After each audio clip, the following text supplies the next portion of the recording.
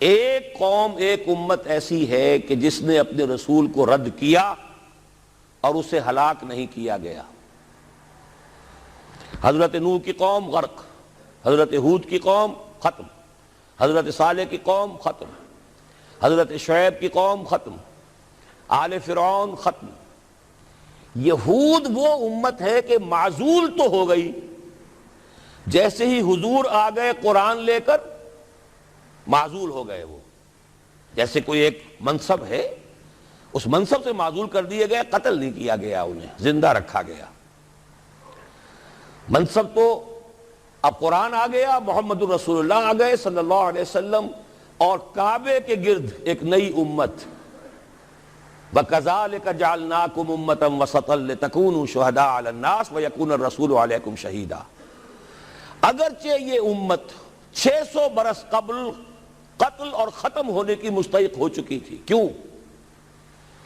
600 برس قبل آئے تھے حضرت مسیح علیہ السلام، اور قرآن میں بھی ہے اور موجودہ بائبل میں بھی ہے کہ حضرت مسیح کو اسرائیل ہی کی طرف بھیجا گیا۔ صرف سورہ آل عمران میں ہے رسولاً الی بنی اسرائیل، یہ تو صرف محمد الرسول اللہ صلی اللہ علیہ وسلم ہے جنہیں پورے عالم انسانیت کی طرف بھیجا گیا۔ کوئی اور رسول تمام انسانوں کے لیے مبعوث نہیں ہوا۔ اور ابھی بائبل میں موجود ہے کہ میں صرف اسرائیل کے گھرانے کی کھوئی ہوئی بھیڑوں کی تلاش میں آیا ہوں۔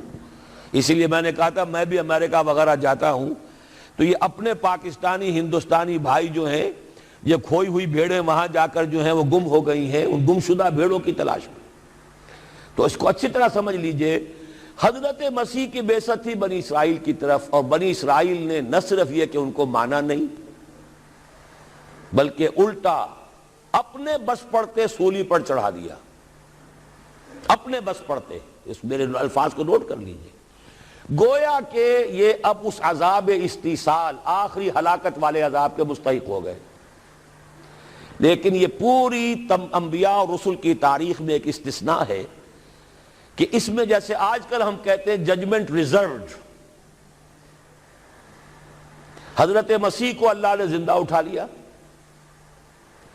یہود کے اوپر لعنت تو کر دی، ختم نہیں کیا۔ سمجھ رہے ہیں میری بات کو؟ سن 70 سے ان پر عذاب آیا، حضرت مسیح سن 33 عیسوی میں اٹھائے گئے۔ سن 70 میں عذاب آ گیا ٹائٹس رومی کے ہاتھوں، وہ ہیکل سلیمانی بھی پھر دوبارہ گر گیا اور انہیں نکال دیا گیا ڈائسپورا سن 70 سے، لیکن ختم نہیں کیا گیا۔ یہ استثناء ہوا ہے، کیوں ہوا ہے؟ یہ بات پھر دوسری میری آج کی گفتگو میں بڑی کڑوی بات ہے، بہت کڑوی بات ہے۔ یہ جو دوسری امت جو جس سے کہ میں اور آپ ہیں، اور جو بہترین امت ہے، کنتم خیر امت، یہ جب طرز عمل وہی اختیار کرے گی جو یہودیوں نے کیا تھا، ان کو سزا ان ملعونوں کے ہاتھوں دلوائی جائے گی۔ بات سمجھ لیجئے میری۔ آپ کو معلوم ہے پھانسی کا پھندا کون ڈالتا ہے؟ چوڑا۔ اور ہندوستان میں مجھے بتایا مولانا امین حسن اصلاحی صاحب نے، وہ مشرقی یوپی سے ان کا تعلق ہے، اعظم گڑھ سے، کہ ہمارے علاقے میں یہ رواج تھا کہ اگر کوئی راجپوت شخص کوئی بہت گھناؤنا کوئی کام کرتا تھا تو اس کو جوتے لگواتے تھے چمار کے ہاتھوں۔ راجپوت کے سر پر راجپوت کا جوتا پڑا تو چلیے جوتا تو ہے، لیکن ہے تو راجپوت کا۔ لیکن جب راجپوت کے سر پر چمار کا جوتا پڑتا تھا، جسے انگریزی میں ہم کہتے ہیں to add insult to injury, ایک تو تکلیف ہو رہی ہے جوتے کی، اور ایک انسلٹ ہو رہی ہے کہ چمار کا جوتا ہے، تو یہ گویا کہ بدترین سزا ہو گئی۔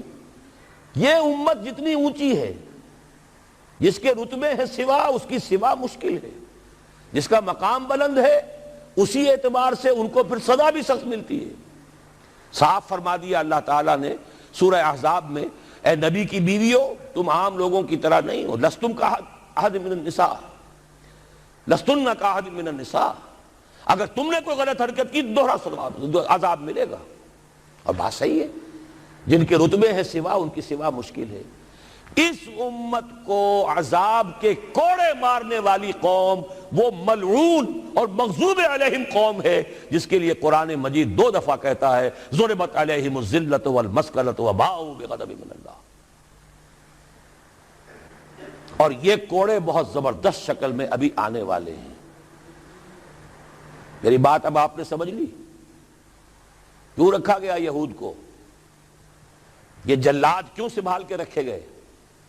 انہیں بھی سزا دی گئی. اس صدی میں بھی ہٹلر کے ہاتھوں میں بھی 6 ملین 60 لاکھ اس نے ختم کیے. ان پر تو سزا کا سلسلہ چلتا رہا.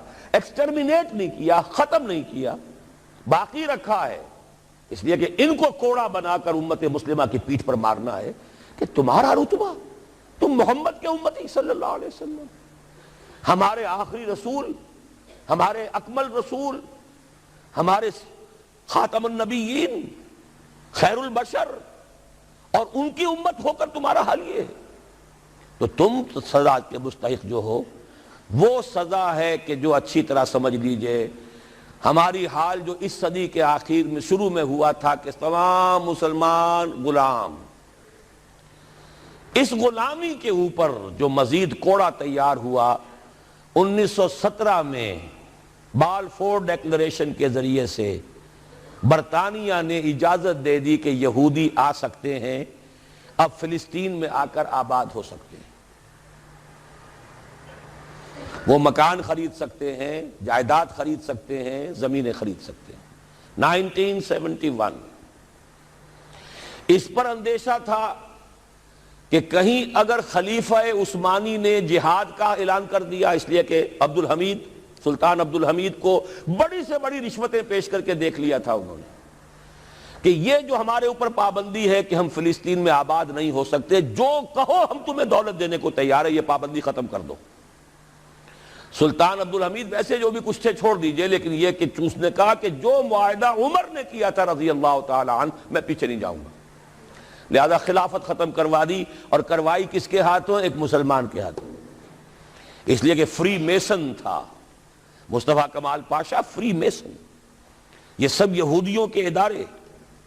چاک کر دی ترک ناداں نے خلافت کی قبا، سادگی اپنوں کی دیکھ اوروں کی عیاری بھی دیکھ. ہندوستان میں ہنگامہ چل رہا ہے، تحریک چل رہی ہے، مسلمان ہجرت کر رہے ہیں اور سب کچھ ہو رہا ہے، اور ہندو بھی شامل ہو رہے ہیں خلافت کی تحریک میں. لیکن اب مدعی سست گواہ چست. جب مصطفیٰ کمال نے خود ختم کر دی تو سب پانی پڑ گیا آگ کے اوپر. اب کیا بولیں، کس کو برا کہیں؟ اس کے بعد 1948 میں ان کی ریاست قائم ہو گئی اسرائیل. کتنے برس بعد؟ ریاست تو خیر اس وقت بھی ان کی نہیں تھی جبکہ ٹائٹس نے ختم کیا ہے، وہ تو بہت پہلے کی بات تھی. تقریباً 2000 سال بعد اسرائیل 1967 میں جنگ کروائی، اور یہ بالکل صدام کی طرح کا مسئلہ تھا. 1967 کی جنگ میں ایک سازش تھی. انہوں نے بطور مہرہ استعمال کیا جمال عبد الناصر کو، جس نے اچانک جو ہے ایلات کی بندرگاہ کو بلاک کر دیا. 1967 اس پر جھپٹا مارا ہے اسرائیل نے. ادھر سے سینائی لے لیا، ادھر سے گولان ہائٹس لے لیے، ادھر سے جو ہے West Bank of Jerusalem, West Bank of Jordan لے لیا. یہ 67 کی بات ہے. پھر عالم عرب میں ایک ملک ذرا نکلنے لگا تھا کہ شاید ایک کے پاس پیسہ بہت تھا، لیبیا کے پاس، وہ مدد کر سکتا تھا کسی مسلمان ملک کی کہ وہ ایٹم بم بنا لے. 2 ملک ایسے تھے، ایک غیر عرب، ایک عرب. عراقیوں کے پاس کچھ صلاحیت معلوم ہو رہی تھی کہ کچھ دانت شاید نکل آئیں، جیسے دودھ کے دانت ہوتے ہیں تو شاید ایٹمی دانت نکل آئیں. وہ بھرکس ان کا نکالا ہے. ایک دفعہ جا کر آپ کو یاد ہوگا ہوائی جہاز گئے اور سب کا تہس نہس کر کے آ گئے، اور وہ سخت جان قوم نکلی. انہوں نے پھر کچھ بنا لیا تو پھر وہی 100 دام جال، پھر وہ 100 دام جو ہے جال کی شکل بچھا کر، اور جو پھنسایا ہے تو اگلا پچھلا کھایا پیا سارا اگلوا لیا. نتیجہ کیا نکلا؟ جنگ خلیج کے بعد اب عالم عرب پورا کا پورا اسرائیل کے سامنے سرنگوں ہے. وہ شاہ حسن ہو یا شاہ حسین ہو، کچھ تو پہلے ہی اپنے تھے، چاہے شاہ فہد ہوں اور چاہے حسنی مبارک ہوں، اب رہ کون گیا؟ اس سے بڑی ذلت کوئی ہے؟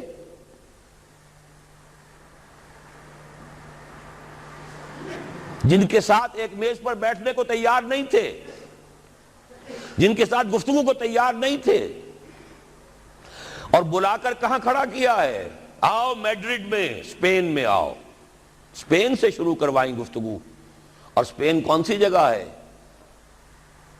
مسلمانوں کا دنیا میں سب سے بڑا قبرستان، جہاں 800 برس حکومت کی اور پھر ایک ایک بچہ ختم کر دیا گیا، نام و نشان مٹا دیا گیا۔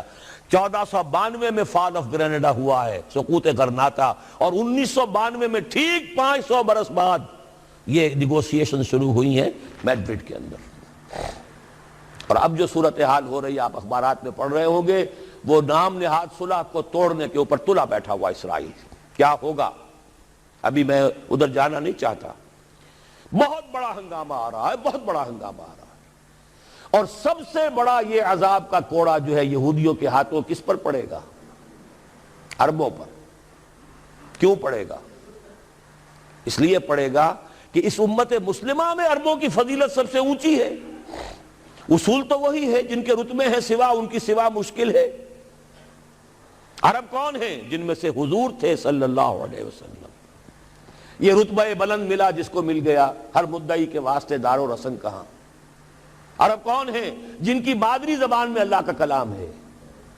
مجھے اور آپ کو 100 پاپڑ بیلنے پڑیں گے قرآن کو سمجھنے کے لیے، ہماری بہت عظیم اکثریت تو پھر بھی نہیں سمجھ سکے گی، ترجمے پڑھ لے گی زیادہ زیادہ، اور کیا کرے گی؟ ان کی مادری زبان۔ انہوں نے جب پیٹھ دکھائی اور اس صدی میں کولونیل رول سے آزاد بظاہر ہو جانے کے باوجود کسی نے قبلہ راست کردم، کسی نے وہ قبلہ کر لیا واشنگٹن کی طرف، کسی نے کر لیا ماسکو کی طرف، تو بدترین سزا کے وہی مستحق ہیں۔ اور جان لیجئے کہ وہ ہولوکاسٹ مڈل ایسٹ میں آنے والا ہے، آرمگڈون، الملحمۃ العظمیٰ۔ میں نے یہ ساری چیزیں اپنی ایک کتاب میں لکھ دی ہیں، سابقہ اور موجودہ مسلمان امتوں کا ماضی حال اور مستقبل۔ ایک موجودہ امت مسلمہ ہے ہم، ایک سابقہ امت مسلمہ ہے معزول شدہ، وہ ہیں یہود، اب بھی موجود ہیں، امت موسیٰ ہے، صاحب تورات ہے۔ ان کا ماضی کیا ہے، حال کیا ہے، مستقبل کیا ہے؟ مستقبل میں سب سے بڑا پیچ جو پڑنے والا ہے، جیسے پتنگوں کا پیچ ہوتا ہے، ان دو امتوں کا ہے۔ مڈل ایسٹ سب سے بڑی جنگ، تاریخ انسانی کی عظیم ترین جنگ کا میدان بنے گا، جس کو حضور نے نام دیا الملحمۃ العظمیٰ، عظیم ترین جنگ۔ احادیث موجود ہے میری اس کتاب کے اندر، حوالوں کے ساتھ ہے، ٹیکسٹ کے ساتھ ہے۔ ویل للعرب من شر قد اقترب، ہلاکت اور بربادی ہے عرب کے لیے اس شر سے جو قریب آ چکا ہے۔ لیکن اب یہ بات تو پھر میرے اور آپ کے لیے ذرا دور کی ہو گئی۔ تیسری کڑوی بات اب آ رہی ہے۔ ابھی تو عربوں کی بات تھی نا۔ 120 کروڑ میں نے آپ کو بتایا تھا کہ مسلمان دنیا میں ہیں، ان میں 20 پلس 22-23 ہوں گے عرب ہیں، باقی 1 ارب 100 کروڑ یہ کون ہے؟ نان عرب، امیین، امیین نہیں آخرین، امیین تو وہ عرب ہیں۔ ان میں سے بقیہ میں سے سب سے بڑی مجرم قوم میں اور آپ ہیں۔ ہندوستان کا مسلمان نہیں، انڈونیشیا کا نہیں، ایران کا نہیں، ترکستان کا نہیں، افریقہ کا نہیں، 20 کروڑ عرب اور 10 پلس 11 ہیں یا 12 کروڑ ہیں، کتنے بھی ہیں پاکستانی نمبر 2 مجرم۔ کیوں؟ انہوں نے ایک ملک بنوایا اسلام کے نام پر، لاکھوں انسانوں کی جانیں گئیں، ہزارہا عصمتیں لوٹی، کتنا بڑا تبادلہ آبادی ہوا، کتنی مسلمان عورتیں ہندوؤں کے قبضے میں رہ گئی۔ کس نام پر؟ ہمیں اسلام کے لیے ملک چاہیے، قائد اعظم نے فرمایا ہم اس لیے پاکستان چاہتے ہیں کہ اسلام کے اصول حریت و اخوت و مساوات کا ایک نمونہ عہد حاضر میں پیش کریں۔ 50 برس ہو چکے ہیں، نوٹ کر لیجئے، 2 حساب ہیں نا، ایک ہے شمسی ایک ہے قمری۔ قمری کے حساب سے 50 برس ہو چکے، 9 مہینے زائد ہو چکے ہیں۔ شمسی حساب سے 50 برس میں 9 مہینے کم ہیں، بس اتنا ہی فرق ہے۔ اگلے اگست میں ہو جائے گا نا 50 برس کرسچین ایرا سے، 1997 1947 اگست تک کتنے مہینے رہ گئے؟ اور قمری حساب سے جو گزشتہ رمضان مبارک تھا اس کی 27ویں کو 50 مکمل ہو چکے، آگے 9 مہینے اور گزر چکے، ہم بالکل بیچ میں بیٹھے اس وقت۔ تو اسلام کہاں ہے؟ پاکستان بننے کے بعد ایمانداری سے دیکھیے کس چیز میں اضافہ ہوا ہے۔ بدمعاشی، عیاشی، جھوٹ، فحاشی، عریانی، بے پردگی، غبن، بد امنی، لوٹ مار، بڑے سے بڑے جرائم، گھناونے سے گھناونے جرائم، سب میں اضافہ۔ وہ اصول حریت و اخوت مساوات کہاں ہیں؟ ساری معیشت سود پر، اللہ اور اس کے رسول کے خلاف اعلان جنگ۔ آج ہم IMF کی ایک اسامی ہے، کورٹ آف وارڈ ہے، کتنے کھل کر باتیں ہمارے وزراء کر رہے ہیں، ہمارے لیے کوئی اور چارہ کار ہے ہی نہیں۔ میں ابھی سکھر میں تھا، وہاں ایک مذاکرہ دیکھنے کا مجھے موقع مل گیا ٹی وی پر، صاف کہہ رہے تھے وہ دانشور، وہ تو ہمارے لیے کوئی اور چارہ کار نہیں، ہمارے لیے مفید یہی ہے جو کچھ ہو رہا ہے، IMF ہی ہمیں بچائے گا، اور واقعتاً بچائے گا۔ کیوں بچائے گا؟ آپ کے لیے نہیں بچائے گا، اپنے لیے بچائے گا۔ اسے آپ کے اندر سے اپنا خون نکالنا ہے، اگر مرنے دیں گے تو خون کہاں سے لیں گے؟ they will keep you، لیکن رکھیں گے اسی طریقے سے کہ خون کشید کرتے چلے جائیں، کبھی بجلی کا کرایہ، کبھی گاڑیوں کا کرایہ، کبھی اس کا کرایہ، کبھی اس کا کرایہ، کبھی اس کا ریٹ، کبھی اس کا ریٹ، کبھی ڈاک کے ریٹ، خون چوسنے کے لیے۔ یہ صورتحال جو ہے یہ ہماری آخر کس کی ہے؟ کس نے کیا یہ؟ کیا اللہ ظالم ہے؟ کیا ہم مجرم نہیں ہیں اس کے؟